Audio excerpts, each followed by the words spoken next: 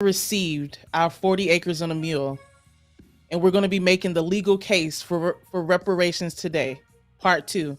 Stay tuned right after this.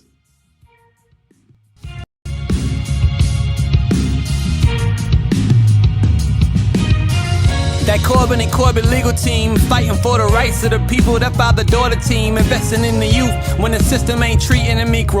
Providing truth for our people, we able to reach them. So anytime you get accused for a crime and Lord knows you ain't do it, we here to get you through it. Exemplifying prudence and glorifying God, making sure you're compensated for other people's doings. Our vision is to be one of the best. We're small enough to focus on your matter throughout the neighborhoods of Dallas. Working constantly and making sure your rights are protected.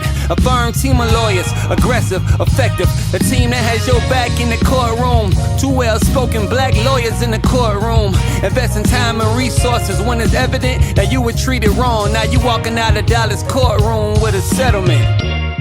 Corbin and Corbett, the father-daughter legal tag team that has your back in the courtroom. Our purpose is simple. To obtain a favorable outcome for each client and glorify Christ in all we do.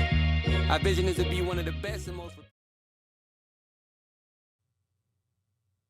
Hello, Rebels. What's up? This is Attorney Chloe Corbett, aka the Duchess of Justice, and with me I have Attorney Augustus Corbett, aka the Minister of Justice. We provide legal analysis of trending politics, policies, personalities, and pop culture to empower you, yes, you, sitting here watching and listening to this podcast to defy this unjust legal system. With that being said, why don't you go ahead and like this video? You know the information is good. If this is your first time, welcome. Welcome to the Defiant Lawyers channel.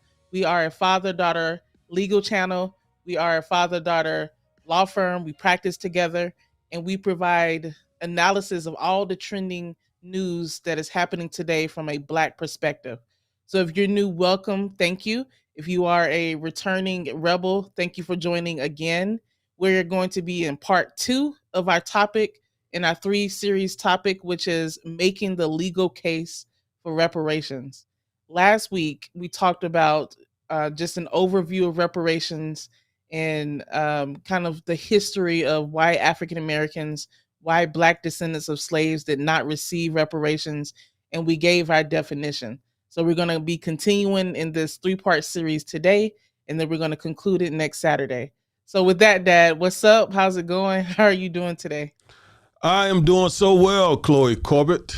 God bless you. It's so good to be with you again today as we make the legal case for reparations. Chloe, I am convinced beyond a shadow of a doubt that African Americans deserve reparations. But not only that, I am convinced beyond a shadow of a doubt that African Americans will never, ever be equal politically, economically, socially in America until we get reparations. And I say that because we are so far behind that our very best efforts, if we did everything right as an ethnic group in this country, we did everything right. If we got all the education, if we made all the correct economic, financial choices, if we just did everything perfect, we still wouldn't catch up because the gap is that deep and it's that long. And it was created because of white supremacy. So reparations is the only hope for us to ever be on parity and receive equality, economic, social, political, etc., equality in this country. I agree. And there's always this concept, Dad, of the American dream. And if you pull yourself up by your bootstraps, you can do anything in America, which is true to a certain extent. But we have not even this country has not gone to sleep yet in order for us to have the American dream, because they haven't had a serious conversation about reparations and about repairing what the human rights violations, the evil system of slavery that we were brought into America. So we need to go to sleep first, and we need to recognize some things so that as Black Americans we can buy into this American dream. And I agree with you that reparations is the way is the way for us to even the playing field, so that we too can start at the same start line and get to the same finish line as white Americans. So that's why we're making this video today too, and making this argument for reparations. Yes, absolutely. So we can go ahead and get started. We got sort of a late start today, but we can go on and get started. I think what we said last week is we're going to pick up with discussing our definition. So let me pull that up for us. Yes. So that is our definition of reparations. Other people have defined it different than ours, but they're very, very similar. Okay. As attorneys who seek reparations for our clients who have been injured by others, I mean, we have a pretty good idea of what reparations are. So this is our definition. So let's start by refamiliarizing our audience with what reparations are. And while you talk about that, I want to cue up a video by Dr. King. I think he gave an excellent explanation back in 1967 as to why reparations are so critical. Yeah, I always love listening to Dr. King talk about this topic and just topics in general. He was such a profound speaker and man of God. But our definition of reparations is this: reparations is the economic compensation for past injuries caused by intentional, de facto, and systemic injustices for the purpose of redressing past and eliminating current inequalities. So let me read that again. Reparations is the economic compensation for past injuries caused by intentional, de facto, and systemic injustices for the purpose of redressing past and eliminating current inequalities. So let me break that down. So the first element of our definition of reparations requires economic compensation, requires some type of money compensation. Okay, money compensation. For the second element is past injuries. So we know that slavery occurred almost 400 years ago. We know that the Jim Crow South occurred immediately afterwards. We know that, the civil rights movement occurred in the late 20th century. So all of those past injuries, we're saying, requires economic compensation. Third of all, those past injuries were caused by three ways: intentional injustice, de facto injustice, and we'll define that, and systemic injustice or injustices. Okay. And lastly, we're saying that the economic compensation is for the purpose of addressing past inequalities or for eliminating current inequalities. We're going to talk about the wealth gap that is currently in play today, the school to prison pipeline, the health inequalities that we currently suffer, the voting inequalities, and so much more. So we're not only saying that economic compensation needs to address past inequalities like slavery and Jim Crow, but also it should address current inequalities like some of the things that I just said before. So that is the way that we're going to break down reparations today as we listen to Dr. King. Last week, also, while my dad cues that up, We went into why there is a biblical precedent for reparations. What a lot of people don't realize is that our legal system is based on the British legal system, common law system, which is based on the Roman legal system, which was based on ideals that came from the Bible. And if you're familiar with the Bible, especially with the story of Israel and the Jewish people, you will know that reparations that was given to their community when God brought Israel into freedom from the hands of Egyptian slavers in Exodus 3:21 through 22. So we went into how not only is this just something that we're talking about, but there's a biblical precedent for it. There's also a legal precedent for it. If someone is in a car accident or suffers some type of injury and they sue that person in civil court, then they're seeking reparations. They're seeking economic compensation for past injury.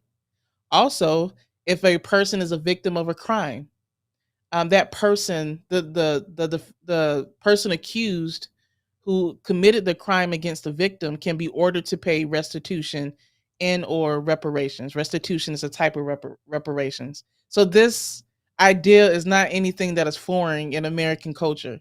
It happens every single day in our American legal system.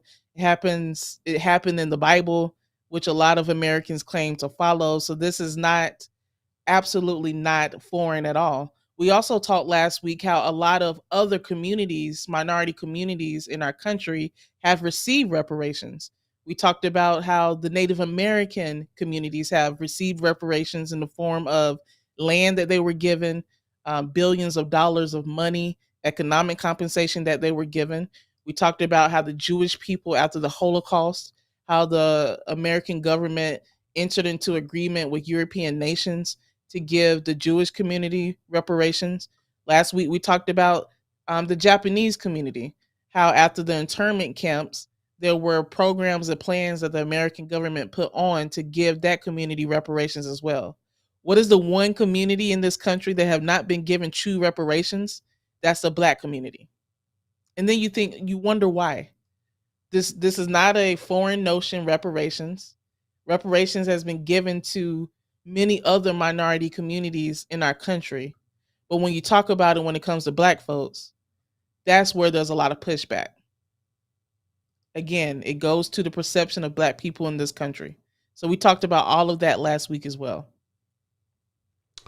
All right, very good. I think I have Dr. King queued up, so let's give it a shot here.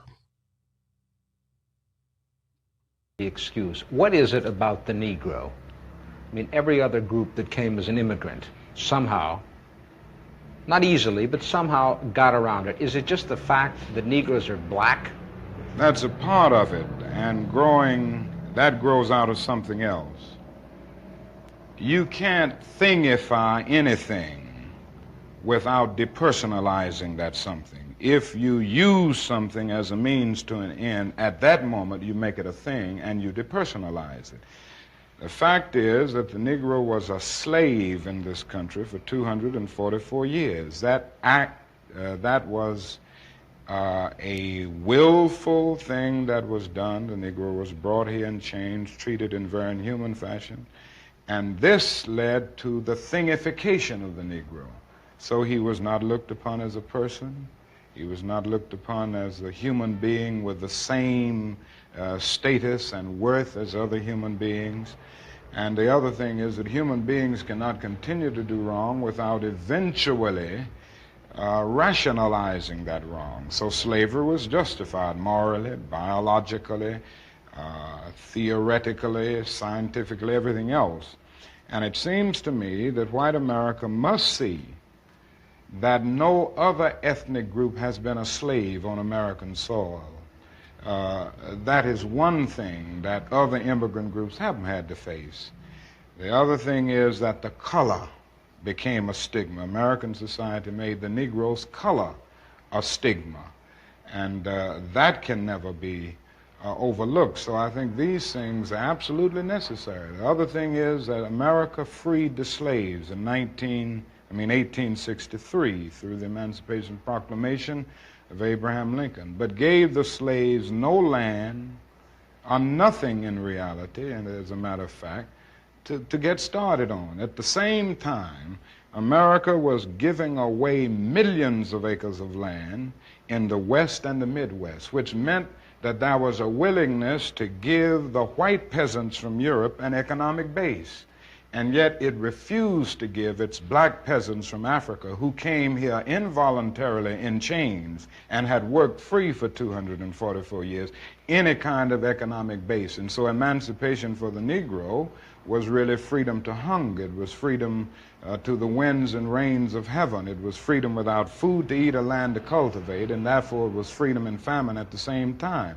And when white Americans tell the Negro to lift himself by his own bootstraps, they don't look over the legacy of slavery and segregation. I believe we ought to do all we can and seek to lift ourselves by our own bootstraps, but it's a cruel jest to say to a bootless man that he ought to lift himself by his own bootstraps. And many Negroes, by the thousands and millions, have been left bootless as a result of all of these years of oppression and as a result of a society that deliberately made his color a stigma and something worthless and degrading. There it is. I mean, no one could have more eloquently stated the legal, moral, theological, common sense reasons for reparations. You did an excellent job last week talking to us about the promise of 40 acres and a mule to every freed, enslaved black family in a mule. And that promise was not kept. In fact, you opened this broadcast up with the Unkept Promise. And so Dr. King says it is a cruel jest. It's a mocking. You're trying to make a fool out of us to say that we're on equal footing and that we can pull ourselves up by our bootstraps when we were liberated from slavery. We weren't given boots. We weren't given socks. We weren't given anything. And so what are you trying to make us look stupid? Are you jesting us? Are you mocking us by suggesting such a thing? And so he brings out, Chloe, how the European peasants received from the Homestead Act millions of acres of land. And then in another video, he talks about how they then also receive subsidies to farm that land and how they received education through land grants to attend state colleges so they could learn how to farm that land. Meanwhile, the newly freed slaves had absolutely nothing. That's how we started out. For 250 years, Chloe, we built this country. Our labor was the economic foundation of this country. This country grew wealthy over those 2.5 centuries. And yet when we were set free, we left with nothing. So they literally had a 250-year head start on us. 250-year head start on us. And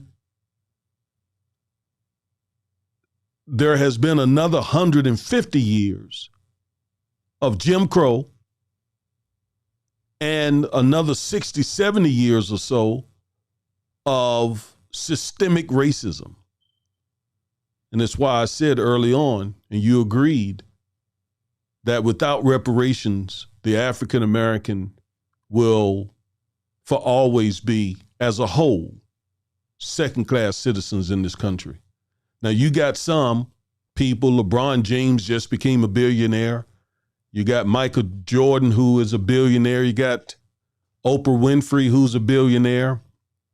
Robert Smith and others, individuals. But on a macro level, we're too far behind. And the only way to bridge that gap is to give us what belongs to us. And that's reparations. Yeah. I mean, we even had a black president, and that didn't solve the issue. You know, we had a black man be the most powerful person in the world, and we're still dealing with the same issues that we were dealing with when Dr. King gave that answer in that interview. So that tells you that even having a black man, a black person at the top, is not enough if there's not a true reconciling of what has happened in this country, if this country does not give economic compensation for the past injury, horrificness of slavery and Jim Crow. And until that's done, I agree with you, Dad, that we won't be on the same playing field as a whole, as a community, as the larger white American community. Okay. And like I said, and that is true whether we did everything perfect from this point on for the next 200 years. We still are just too far behind. I know that sounds very pessimistic, but it's the truth. And we have the data to support it. Reparations, that's the only way African Americans will see true equality in this country. Now, Chloe, go ahead.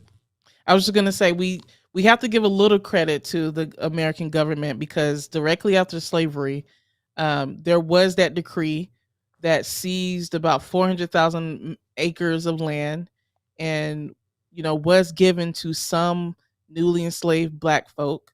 But the new president came in after President Lincoln was assassinated and completely revoked that decree that would have made us autonomous, that would have given us that 40 acres and a mule, that would have given us that land and our ability to make our own communities.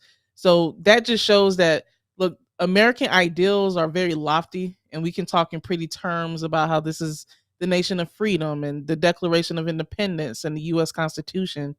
But in reality, when you look at what is actually happening on the ground, not a lot of change has occurred on the ground, on the boots level, with individuals. So the government tried to do it, and the government actually seized 400 acres of land directly after slavery.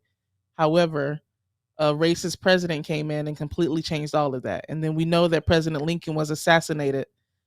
So, you know, the Reconstruction, all of that may have occurred if he had still been alive and overseeing all of this, never occurred.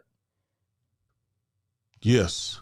Okay. So we got some comments from commenters. We got a lot going on, a lot to show. We do want to acknowledge and try to even respond to some of the comments that we're getting. Okay, so let's see what to do here. There's so much to do. First of all, L.A. Thorne, thank you for tuning in and for chiming in.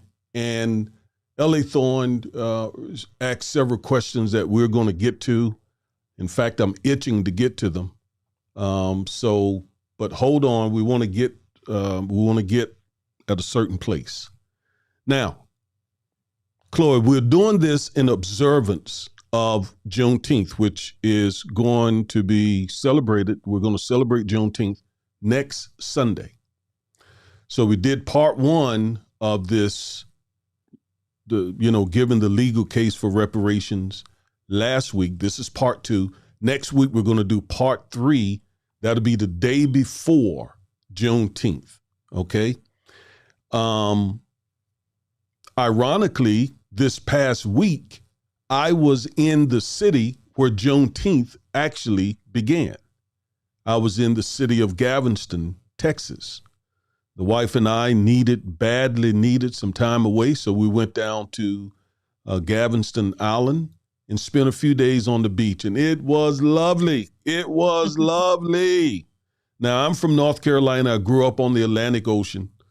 So look, I mean no disrespect here, but Galveston is not the Atlantic Ocean, okay? It ain't nothing like the Atlantic Ocean. It's just not. Let's just keep it real. But like the old folks used to say, it's better than nothing, okay? Yeah. And it and it was really, really, really good. The wife and I, you know how your mom hasn't in the past really liked to get in bodies of water like that? Yeah. There's been somewhat of a fear of water. Well, that's Yeah. over. That's totally over. She was, I was so proud of her. That is over. She enjoyed herself. I had to say to her, we got to get out now. She was like, no, I just want to stay here and just enjoy this nice water. So it was really, really, really good. Now, so while I was there, we tried to find some commemoration for Juneteenth since it started there in Galveston. All right. And they got this one marker, okay, that I have a picture of it here. I took a picture of it. This is a marker that is in Galveston, and it has, some things on it, some wording on it that we're going to read. All right. And close to the marker is this really nice mural. Really nice. It's on the side of a wall, on the side of a brick wall. And I got a photo of it. And here it is. And it sort of chronologically shows the story of the African American, from the Africans getting here, being brought here in chains forcibly, and then enslaved. And you see a picture there of Harriet Tubman, a painting of her. And then you see a painting of Abraham Lincoln with chains in his hand, giving him his credit for playing a critical role in ending slavery. So there's that progression. And then there's another part of the mural that I didn't get, actually, that shows like the civil rights movement. So I wanted to bring it up. And now I want to read, Chloe, what this marker actually says. Okay? It's critical to understanding what we're talking about today. All right? Mm-hmm. Let me go there. Okay, where you at here? I can see it on my screen. Yeah, I can see it, but I can't. What I have there is different than what's on the mural, than what's on the marker. Okay, what the writing that you see there is actually General Order Number 3, which was executed by General Gordon Granger, who actually informed the African Americans in Galveston that slavery had ended almost 3 years earlier. Yeah. So, but I want to read what's actually on the marker. Come on here. All right, here we go.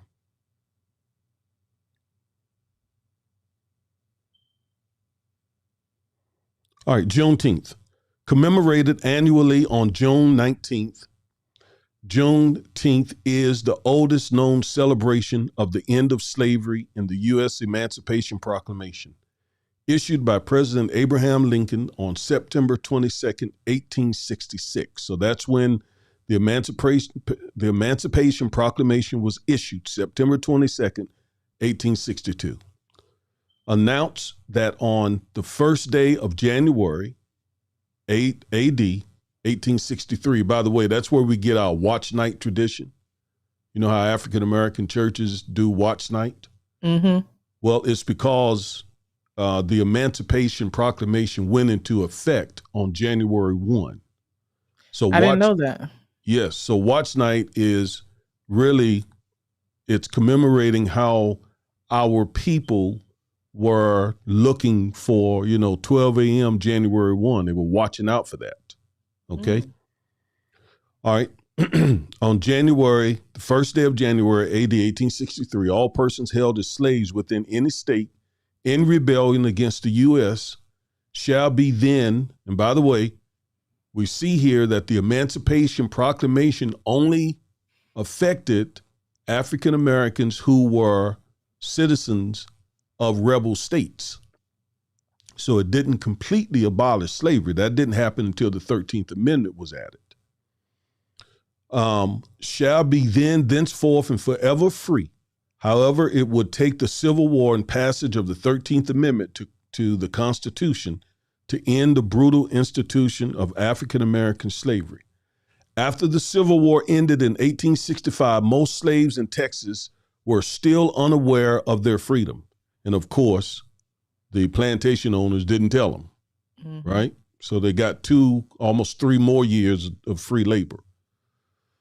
This began to change when Union troops arrived in Galveston.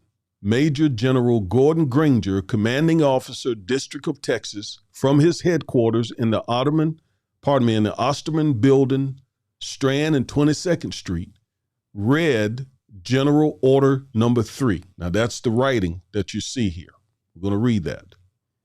On June 19th, 1865, the order stated, the people of Texas are informed that in accordance with a proclamation from the executive, well, let me just read it from up here.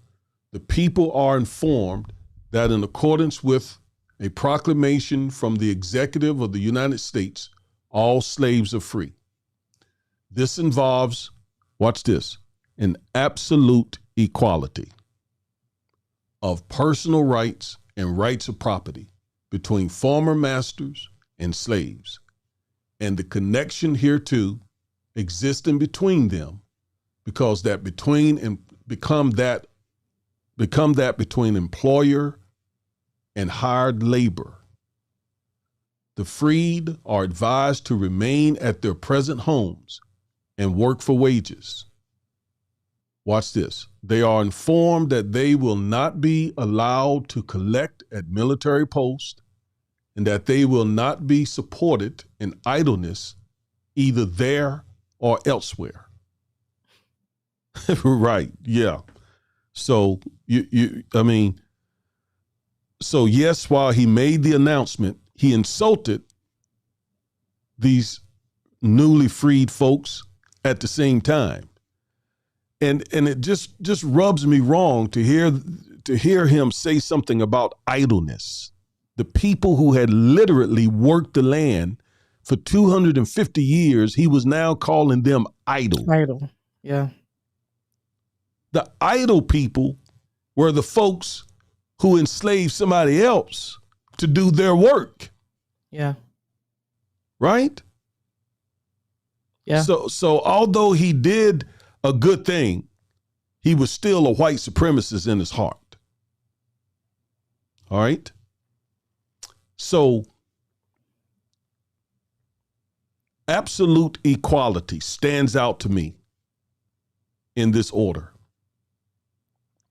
And it goes back. So why did he say in General Order Number 3, why did the general say that they should become employees of their former enslavers? Because there was not an intention on his part, okay, to give them what they needed to have their own farms, to make their own money. So he was essentially saying, stay there on the plantation. And now you get paid. So you won't be a slave, but basically you're going to be in that subservient position. And I know that is what exactly happened to my family in North Carolina. So I wanted to go through that.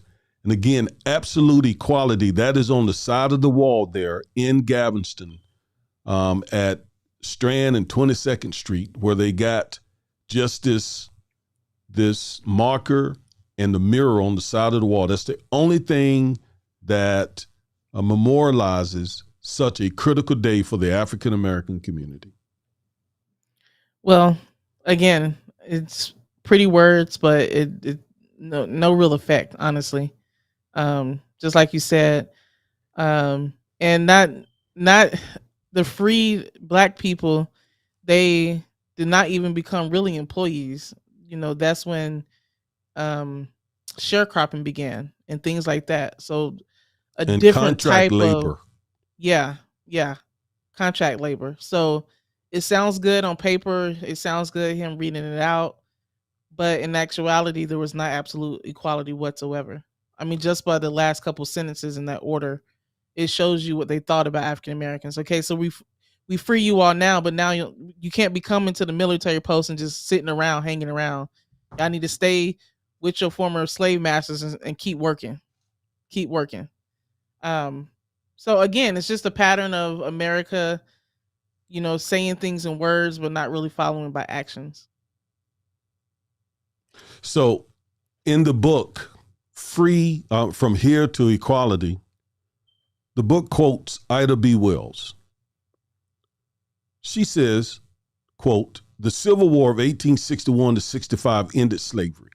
It left us free, but it also left us homeless, penniless, ignorant, nameless, and friendless.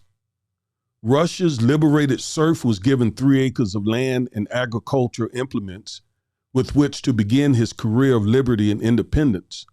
But to us, no foot of land nor implement was given. We were turned loose to starvation, destitution, and death.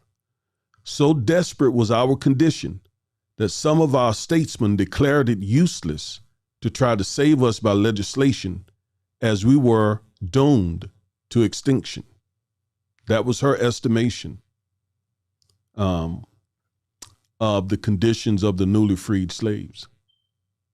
Yep. There was no And plan put in place. There was nothing. Nothing, because the expectation was you're free, but you all need to stay right there on those same plantations and keep working, even though you're free. And like Dr. King said, wasn't it cruel for them to then turn around and say, and have been saying since slavery ended, pull yourself up by your bootstraps. Yeah. Pull yourself up by your bootstraps. You people just lazy. You people, that's your problem. That's why you have all these issues, because you don't have any, you don't want to work. You're lazy. You're idle. Isn't that just cruel? Mm-hmm. That's like chopping somebody's legs off and you put them on the 0-yard line and you get on the 0-yard line. You got 2 good, strong legs. In fact, you've built yourself a nice bicycle, and the person over there that you're racing against, you've cut his legs off, and you tell him at the end of the race, "Why didn't you give me a better race than this? Why didn't you make it to the finish line?" "Because you cut my legs off." And meanwhile, you use my labor to build yourself that really nice bicycle. Do you follow me? Yeah, I do. I mean, it's cruel. Yeah. And reparations are the only way to make this right.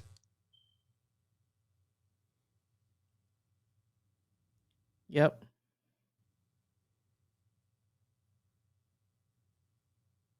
So that's what needs to happen Money. right there. Yep. Economic compensation. That's right. Absolutely.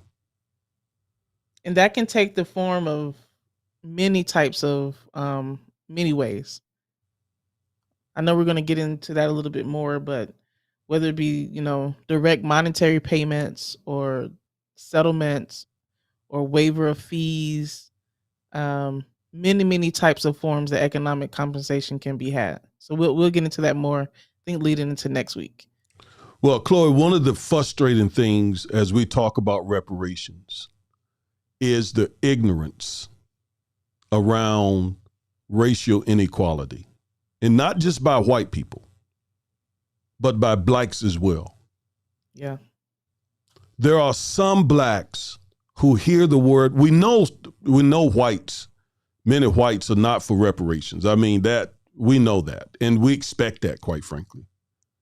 But what really blows my mind is when you have black people who are ignorant, who've not studied this issue, who've not read one book on reparations, not read one book on slavery, haven't read one book on racial inequality, not one, and yet take these positions against reparations despite all of the overwhelming evidence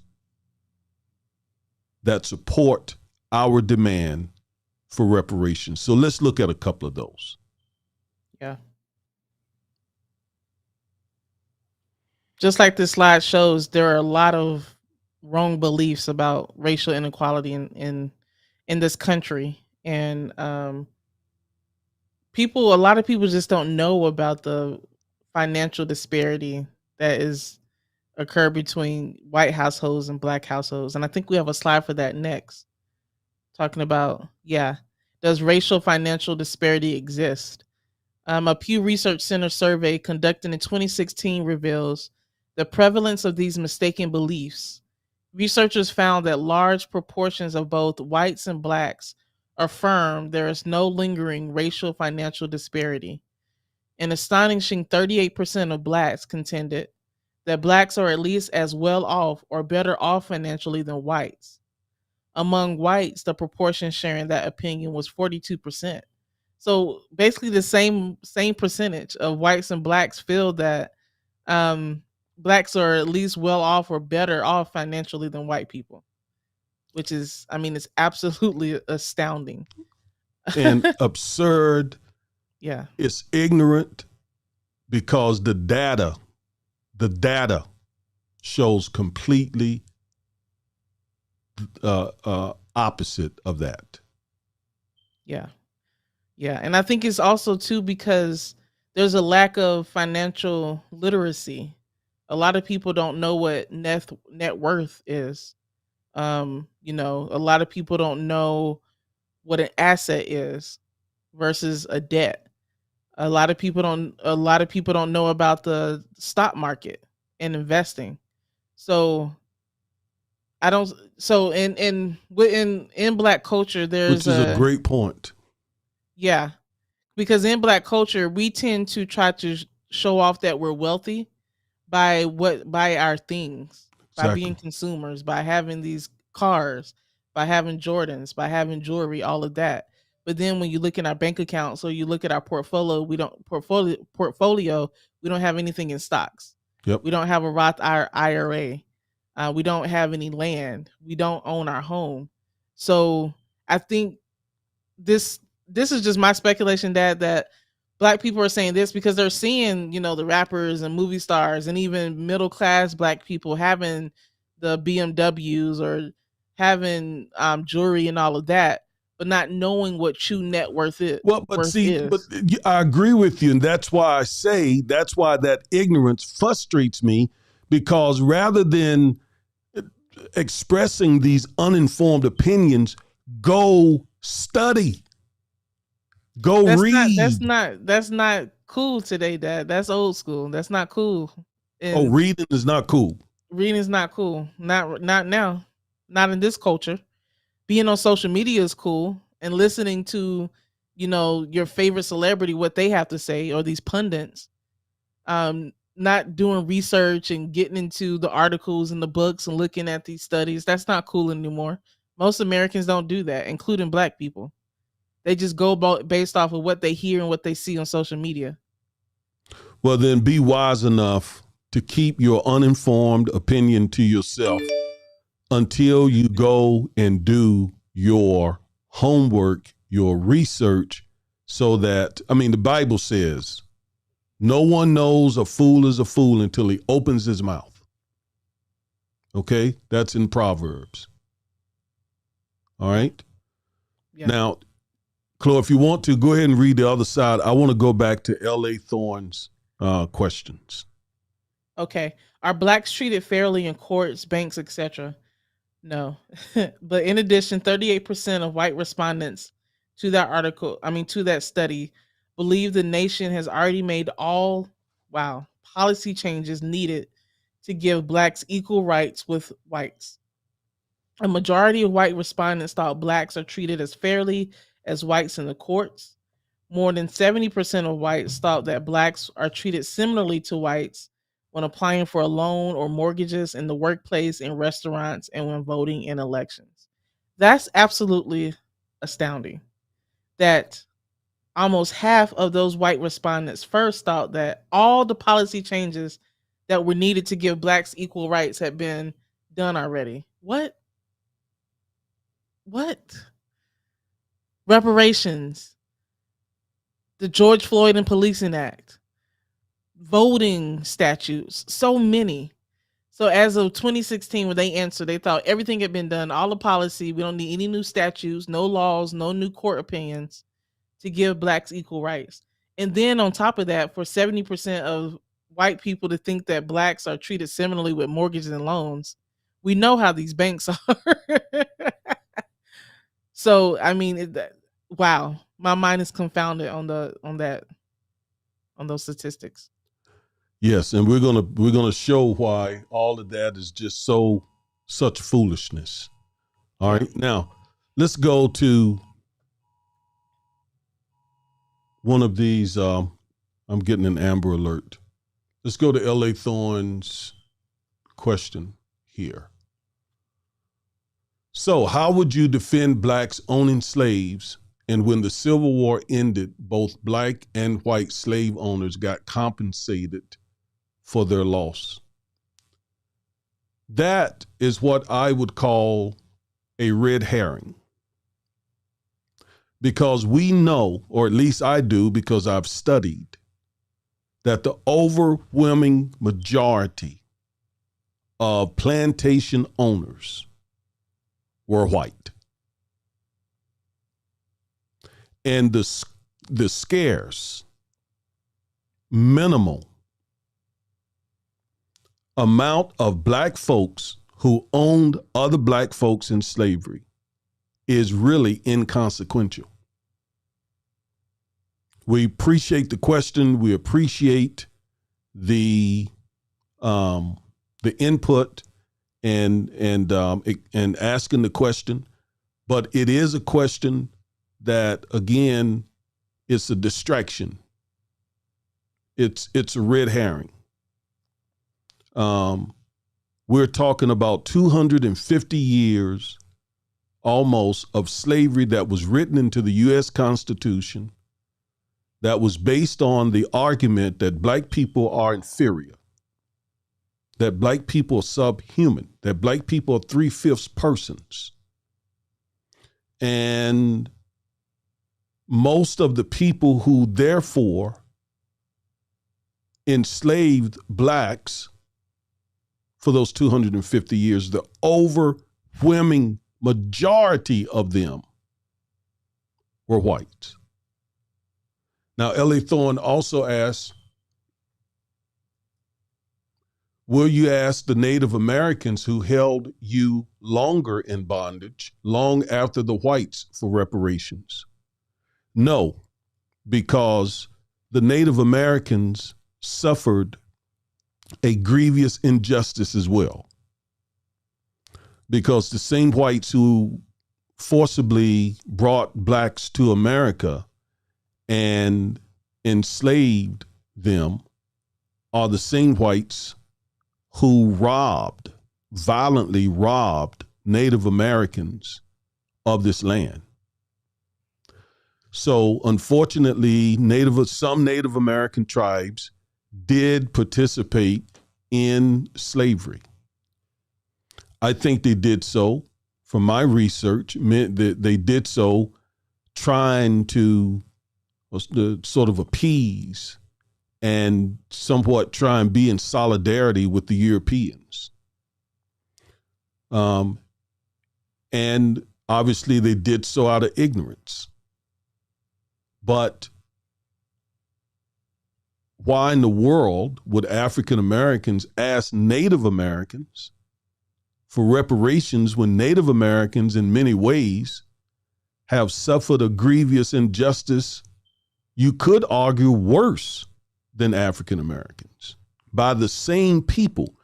That sort of argument really sort of sets out to divide two people who have been harmed by the other person. So, no, absolutely not. There is no point in asking, and by the way, Native Americans, you know, I'm very well aware that Native Americans owned slaves, and I am very well aware that there are some racist Native Americans. I get that, but the issue of reparations has to do with the United States government, many of the private institutions that owned slaves and profited off of slave holding, based on, again, the laws that were enacted by the federal government and by the various states, slaveholding states.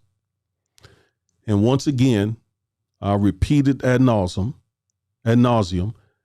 those same folks who enslaved and harmed African Americans did a grievous injustice to Native Americans. It's unfortunate that Native Americans participated in slavery. That's my response. Yeah, I think that we thank you for the questions, L.A. Thorne, and, you know, asking the questions. But what we're talking about is focusing on the government having a reconciliation of these past injuries, and providing economic compensation. The government, the United States, needs to come out and have a true reckoning of what happened, and to provide reparations to African descendants of slaves. Now, were there individual African Americans who may have owned slaves in America? Sure. And were there Native American tribes who may have participated in slavery? Yes. But slavery was a government, United States sanctioned practice system that was encoded in our Constitution and various laws, both federally and statewide. And the government needs to come out and address these issues. Not just going after the Native American community, who, according to a lot of research, is doing even worse than African Americans. If you look at the research, Native Americans currently, as a whole, are doing worse than the African American community. So going after the Native American community for reparations really doesn't make any sense when the true root of it is the government. That's my opinion. Actually, the state of California, by the way, incidentally, ironically, has released about a 500 or so page report that I downloaded and started reading last week, where they are seriously considering reparations. I saw that. Yeah, that is real serious progress. Yeah. Because states obviously benefited from slave labor. The federal government, as you explained, Chloe, set it in motion, put it in the national constitution, and so on. But these individual slaveholding states benefited, and even some of the ones that were not slaveholding. A lot of the northern states, some of the northwestern states, some of the midwestern states, some of the southwestern states, including California, benefited from slavery. Yeah. If, a person wore a shirt made out of cotton, or some type of other fabric made out of cotton, they benefited from the system of slavery at that time, both from the South to the West as well. That's right. Are blacks lazy? Yes, because, I'm this book folks, this book, you need to just read this book. All right, From Here to Equality. This is a Duke professor and a co-writer who is in this space. And let me tell you, they wrote, I think, the best book on this topic. They did the research. They filled the book up with a lot of data. And they found in their research that a lot of people, including Black people, oppose reparations on the on the misinformed belief that Black people are lazy and lack motivation. 43% of Blacks said a lack of motivation to work hard is an important factor producing Black-white inequality, in contrast with only 30% of whites. So more Blacks believe that Blacks lack motivation to work hard. That is the slave mentality at work. It is not based on data. There's no truth in it whatsoever. It's anecdotal. It's what you see in the media. It may be because of some people that you knew growing up. But the data completely refutes that. The data shows that the overwhelming majority of African American people are hardworking, law-abiding citizens. In fact, we tend to be a conservative group of people, a Bible-believing group of people. Mm-hmm. And because of the struggles of slavery, you know, our thirst for education is well documented. And we're going to get into that as well. But Chloe, I don't know any other word, but the ignorance that's out here with both Blacks and whites. I think many whites are just, propagating white supremacy. But the Blacks, they're propagating white supremacy too, to believe this type of thing. But I believe they're doing it ignorantly. Yeah, and I think there are a lot of issues in the Black community that need to be addressed. Joblessness, fathers in the home, other issues. However, it's erroneous to say that those issues come because Black people are lazy or lack motivation. I think you have to look at all of the external factors that come into our community. Most importantly, racial discrimination, racial profiling, systemic racism, etc. So while I do think that there are issues that need to be addressed in the Black community, like any community in America, America as a whole, it doesn't come from because we're inferior or lazy or just don't want to work in comparison to our white counterparts. So I think a lot of Black people, when they responded to this, they may have recognized, like, yes, there are some issues in the Black community, but they ascribe the reason to it wrongly, which is that Black people are lazy or lack motivation.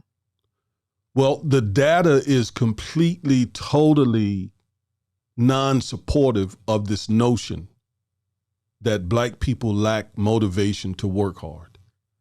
And the family issues that we deal with, they too don't explain the wealth gap. And we're going to show that.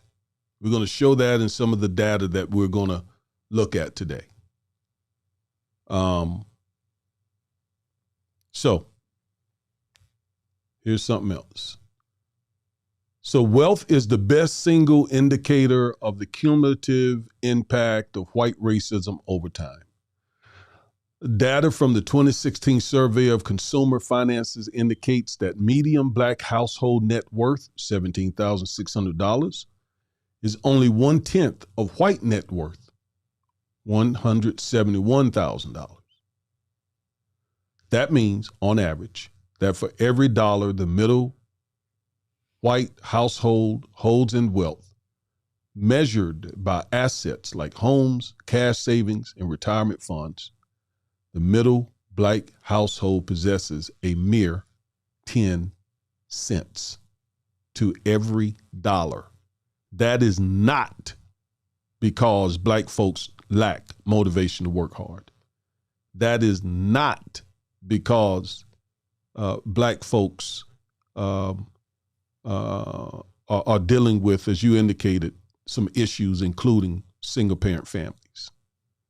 That is not. We're going to see in just a short while why those are excuses. Those are, again, red herrings. Well, I want to thank Reverend Jerry Harper. So glad to see him. That is the Reverend Jerry Harper. And he says, he's a friend of our show. We're always so glad to see Reverend Harper.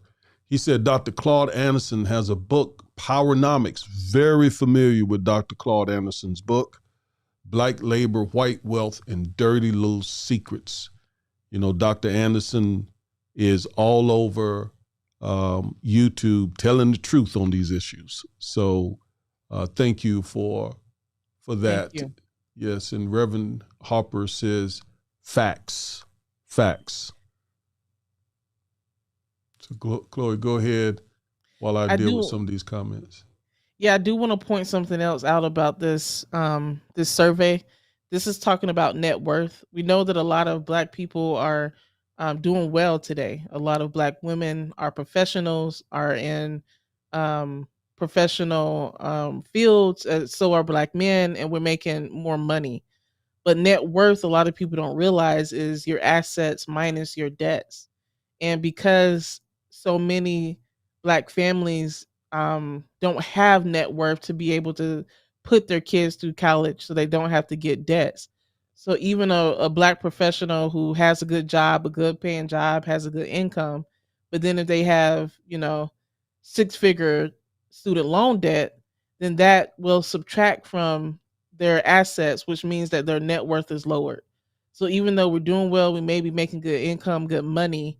If you have a lot of debts like student loan debts, car loans, credit card debts, that takes away from whatever assets you may have, and that lowers our net worth.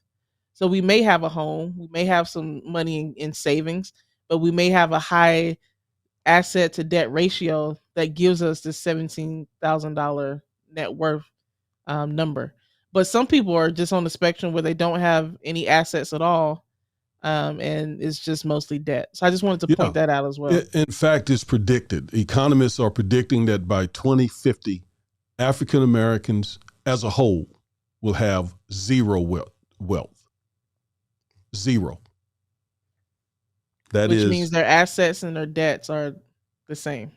They don't have more assets. Or they are underwater in that their liabilities exceed their assets. Yeah. TSM, thank you for joining us. And TSM says, ask NBA players about the wealth gap. Well, I think TSM is trying to suggest that because there are some wealthy NBA players, that means that there is no wealth gap between blacks and whites. And well, let's ask Eddie. Let's ask him or her to clarify what they mean by that. All right, please do. Yeah. All right. And TSM then says George Floyd worked very hard. I have no idea what is meant by that. And all I would say to that is, may George Floyd rest in peace. He was lynched publicly, and we are happy. We're not happy, but the folks, the one person that we saw lynch George Floyd was held accountable. We're not happy because no one won in this matter. and the other officers who assisted Derek Chauvin will probably be held accountable as well. So we're not going to disparage George Floyd if that's what that comment was all about. I don't know. Again, clarify that as well. But in these circles, that is on this show, in this broadcast, George Floyd is celebrated because George Floyd should not have died the way he died, being lynched before our very eyes. Yep. TSM, have you ever heard of Thomas Sowell? I certainly have. Absolutely. Have read several of Professor Sowell's books. He makes some good points. And, no one is completely wrong all the time, but I strongly disagree with Professor Sowell on many, many issues. Now, what are some of the things that Professor Sowell, I'm not familiar with Professor Sowell. He's an ultra conservative African-American professor. Okay. And so he espouses all of the talking points of Black conservatives. In fact, you could consider him the modern day father of Black conservatism. And so therefore he is the darling of white conservatives, right? So he's like Clarence Thomas is the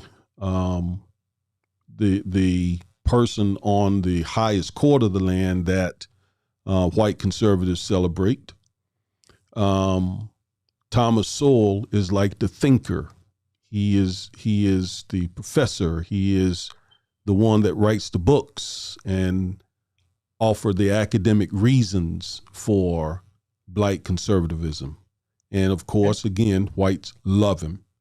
So yes, I'm very familiar with Thomas Sowell and Walter Williams, and Shelby Steele, and who else? I mean, you can go on and on and on. Larry Elders and many others.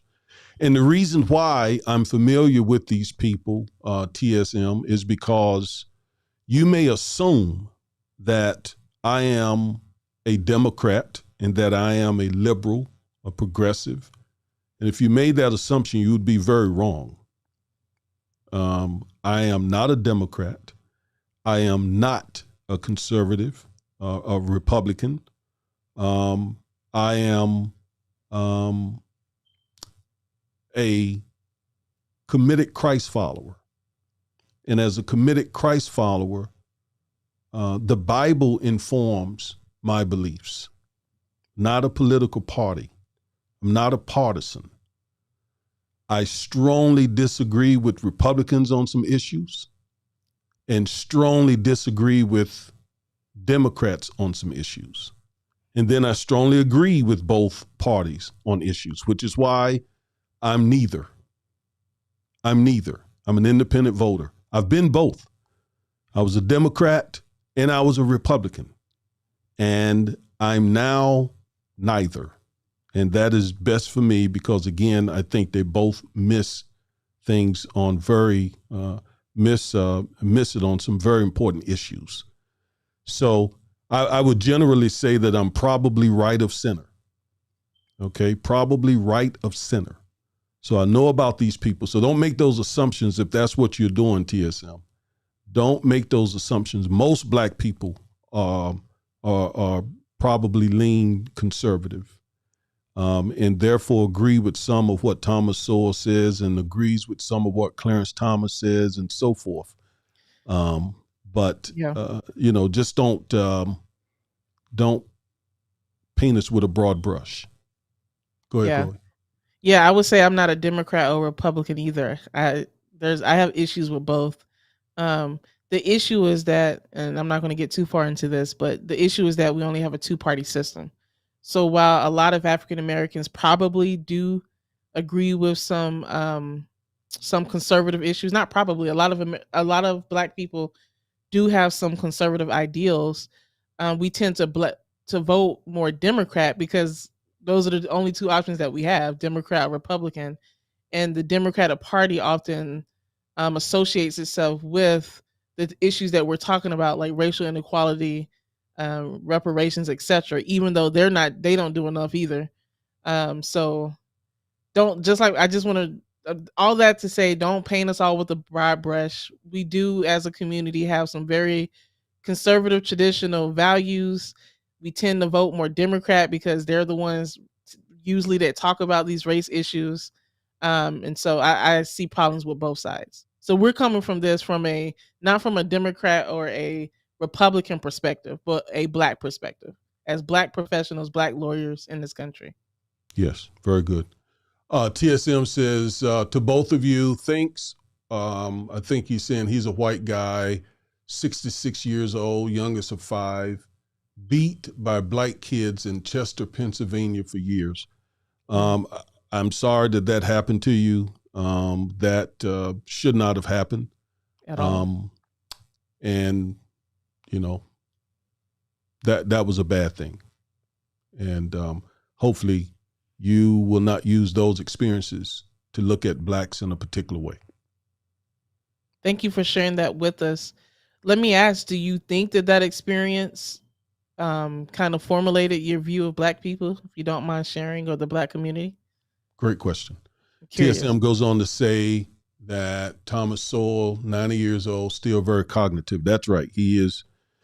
He's still, I'm not saying that he's not an intelligent, very thoughtful person. I just disagree with some of his ideas and his worldview on some areas. All right, Chloe. So home ownership. Now, this is a biggie. Most African Americans who have positive wealth, their wealth is in their homes. And From Here to Equality, the authors give this bit of information. In 2014-15, for African Americans living in Los Angeles, home ownership, 42% was slightly higher than that of the city's Asian Indians, 40%. So there were more African American homeowners in LA. However, watch this.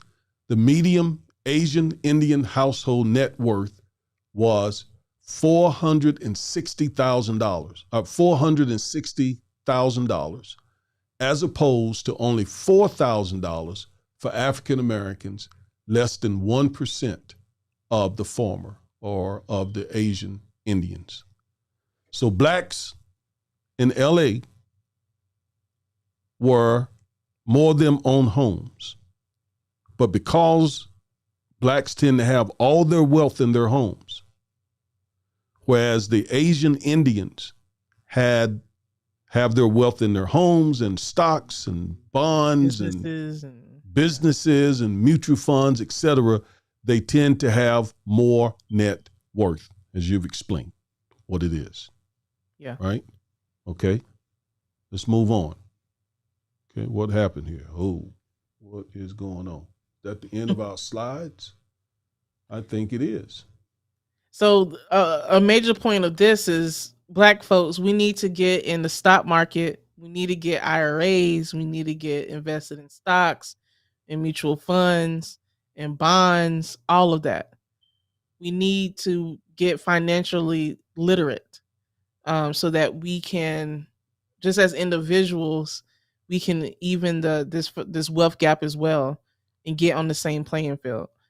And I know that I think we have someone coming in the next few weeks coming to the show who is an expert at this and can educate. Yes, Sean DeRoe. He's coming in 2 weeks. He's a financial expert, and we're going to pick his brains, about, just how to deal with all the stuff, all the inflation and all that's going on right now. Sean is a wizard in this space, a guru. And so, we are looking forward to having Sean. Couple other things I want to show from the book, Chloe, before we get out of here. All right. So I think you all can see my screen, right? Yes. All right. So what the book is dealing with and what we are sharing here is the book is refuting the ideal that Black Americans are in a very bad financial situation in this country because of lack of work ethics, or because of even single parent families, or because of those kinds of cultural things.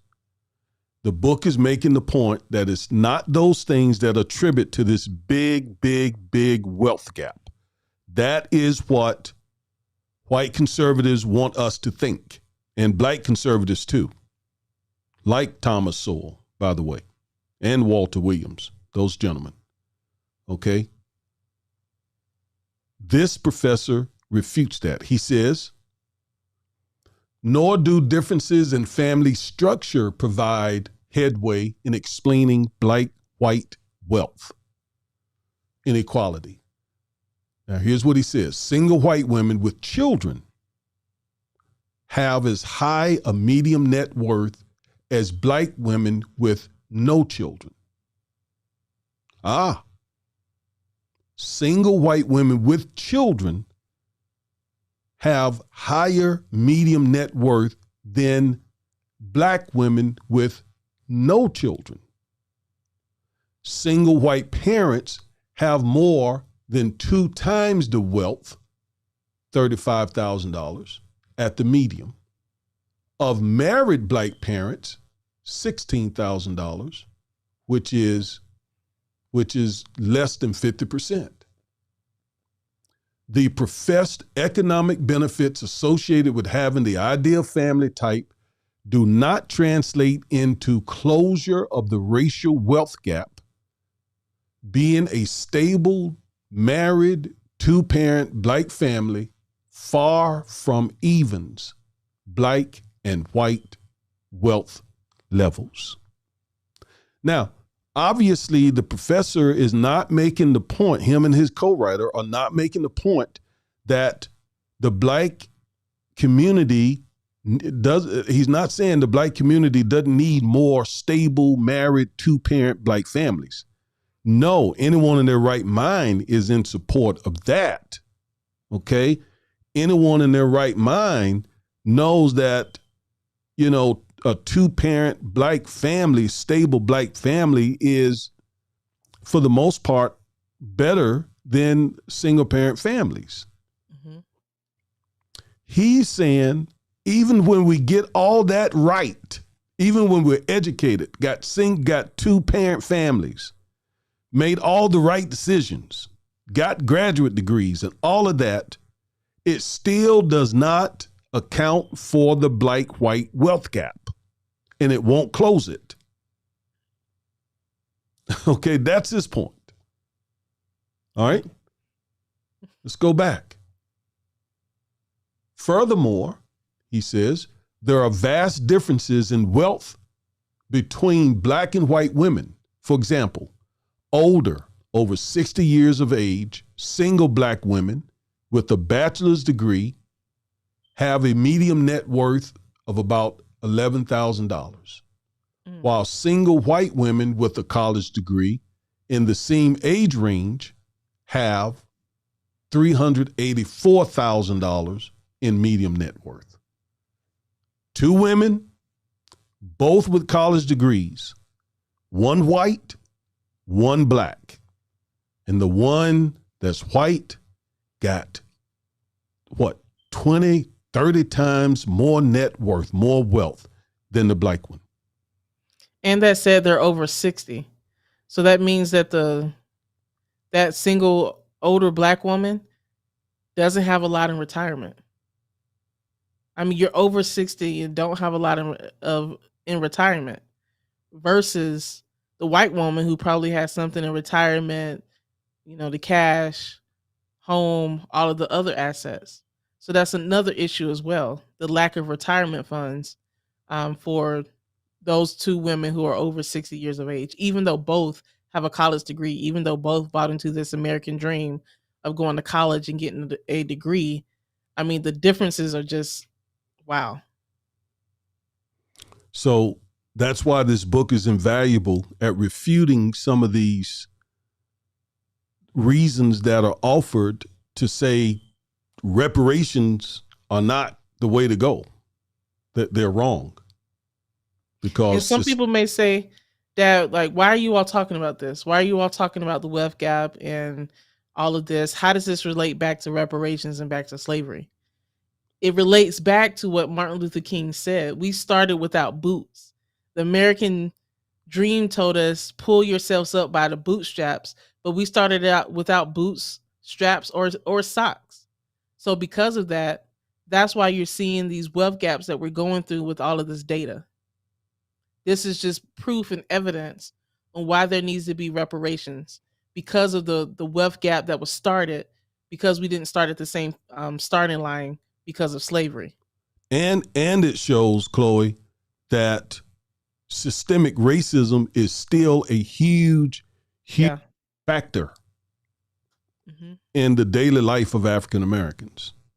Yeah. It shows that too. So even when you hold constant our education level, when you hold constant our family structure, you still generally see a whole lot more financial stability, wealth going toward our white counterparts. Yeah. And you know a good point about this, Dad? I was in Bishop Arts yesterday to pick up some food. And Bishop Arts is a part of Dallas in Oak Cliff that was majority black. But now it's been heavily gentrified, with a lot of white people and white businesses moving into the area. And you could just see the difference between the gentrification that had occurred in that area versus the black people that have lived there before. And why is this important? Because when all of these businesses come in, they don't benefit the local black community or local community that were there. It drives property taxes up, and things become more expensive. You know, may drive out local mom and pop shops that may have been owned by black people in the community. So again, and then on top of that, you know, a lot of banks don't give the same rates to mortgages when a black person wants to own a home or wants to move to another neighborhood. So to me, that just the gentrification that I saw just shows the systemic racism that is still occurring in our country today. That's right. And that's the point the book is making. The book argues that reparations are based not on just slavery and Jim Crow, but the continual systemic racism that is occurring today as well. Yeah. All right, let's read this. Single mothers have negligible wealth, but the racial difference still is palpable. White single mothers have a median net worth of $3,000. But black single mothers have a median net worth of $0. While young adult, 20 to 29 years old, single white women who have completed college have a median net worth of $3,400. Single black women of a similar age and level of education have a median net worth of negative $11,000. Yikes. So let's put that in actual reality. What does that look like? Please. So a white woman, black woman, 25 years old. They both have a bachelor's degree, let's say in I don't know, biology or something. What that means is the white woman either has some type of assets, like a home maybe that was passed down to her from her family. Yep. Or the parents may have given her some cash and or paid for her college so she didn't have to take out student loans or help subsidize her college education. Yep. The parents may have started an account for her, investing account when she was a little kid that now is available. There may have been some trust that was there that now she can tap into. Yep. Versus the black woman may have had to work hard, put herself through college, taking out student loans, $100,000 in student loans to get that degree. May not have had, you know, anything passed down to her, no type of investments, no just liquidated cash that was available from her parents. So that's where the inequality, starts with. So So could it's so yeah, so so but what we're trying to do, you said it so well. What we're trying to do is show that that is connected to race, yeah. right? Hmm.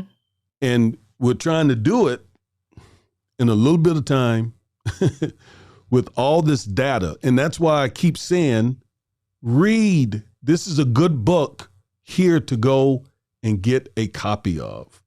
This one, From Here to Equality. It's just one. It's just one. There are many. I've been in this space for 30 years, over 30 years studying this. Okay? And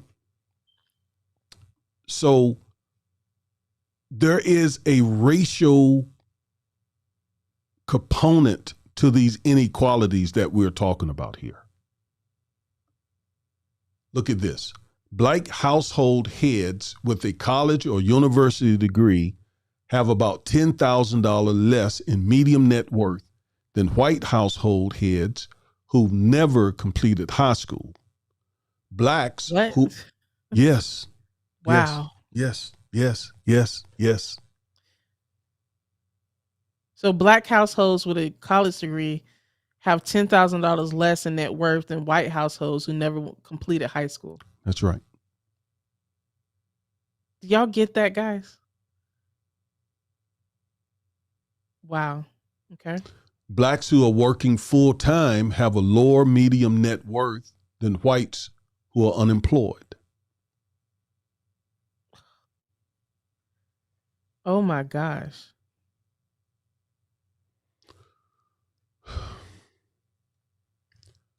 Blacks in the third quintile of the income distribution have similar levels of medium wealth as whites in the lowest quintile. That means that on average, blacks whose incomes were about $60,000 in 2014 had a level of medium wealth of about $22,000, while whites whose income were less than $26,000 had a median wealth of about $18,000. Blacks in the lowest quintile had a median wealth of a paltry $200. Mm. Again, that's that. It's the income versus wealth. It's the income versus liquidated cash on hand and inheritance and stocks and retirements to tap into and home ownership. It's all of that. Let me share a personal story real quickly. When I on my first job, you were just born. I was a research chemist, and my secretary, young white girl, she hadn't even gone to high school. I think she graduated high school, and that was it. I was a college graduate. Your mom and I had just got married. So my young, about 18, 19-year-old secretary told me that she married a young man who also was a blue-collar worker. He didn't have a college degree either.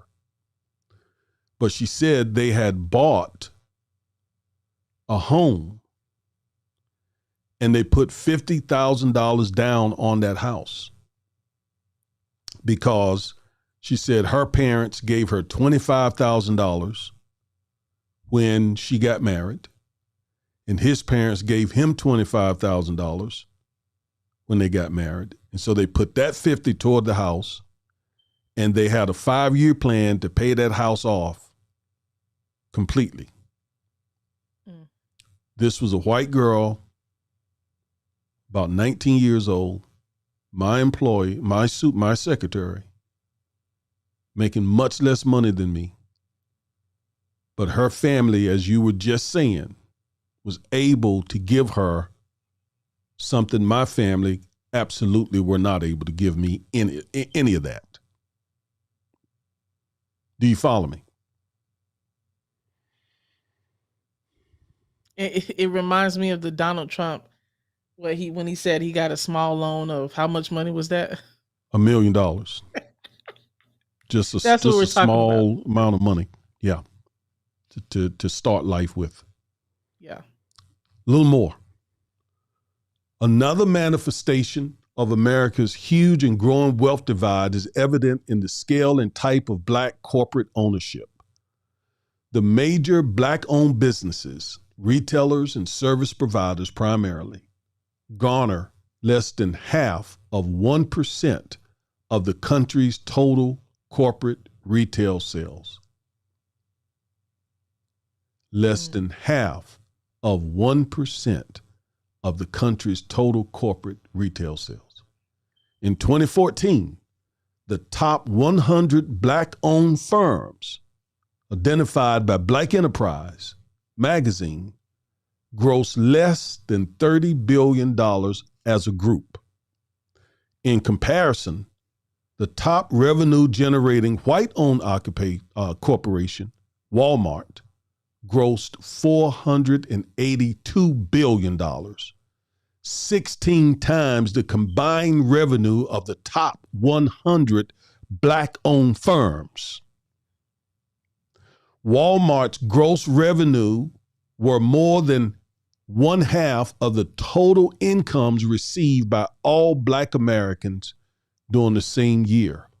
Furthermore, in 2014, even Nike, which we buy a lot of their product, which ranked 91st on the Fortune 500 list with an estimated revenue of $30.6 billion, grossed more than all of the top 100 Black-owned businesses. Why is that important? Because we are told that entrepreneurship is the way to wealth. And on an individual level, it is. We're talking collectively. We're talking about the wealth gap between the Black and white communities that started over 400 years ago. And despite our very best efforts, if we got rid of all the issues that we talked about, single parent families, if we got rid of the education issues and everything else, we still wouldn't catch up because of the wealth gap and the continual systemic racism. Therefore, the absolute only way to bridge this gap, Chloe, is to give us what we deserve, reparations. Period. And I think that the last statistics you just read about Black entrepreneurship, a lot of Black people own businesses. We know so many Black people who own hair shops, barber shops, you know, what is it? Landscaping, maybe electrical, HVAC, all of this. But what these professors are saying is the type of businesses that we own in retail and in service. We need more Black people in STEM, science, technology, engineering, math, because that is where a lot of the wealth is.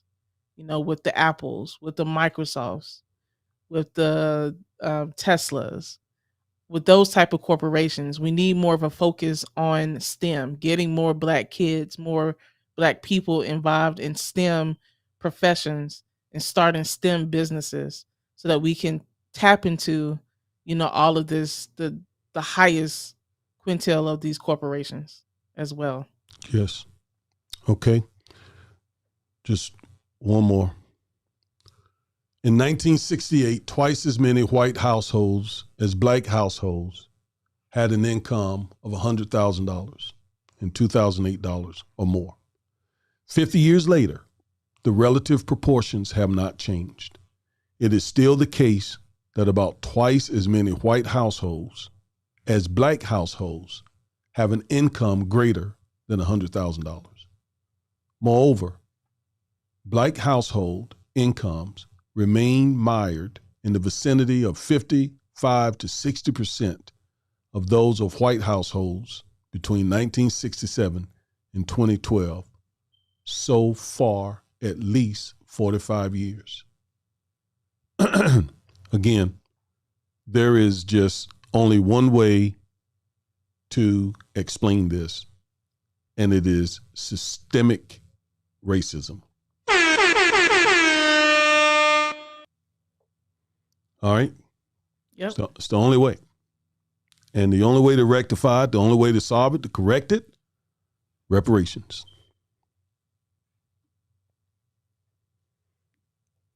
There it is, folks. And this is just part 2. We haven't even gotten to the part 3. Yeah, we ain't got to the good stuff yet. Yeah.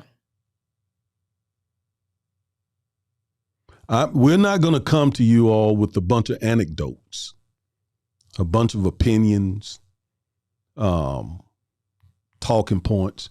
We're going to come with the data. We're going to come with the research.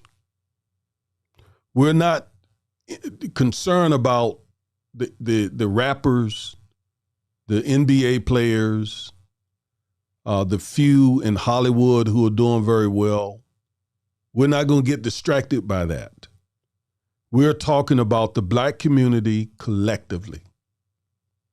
And collectively, we are way, way behind the white community. And it's not because we don't work hard. It's not because we have a criminal gene.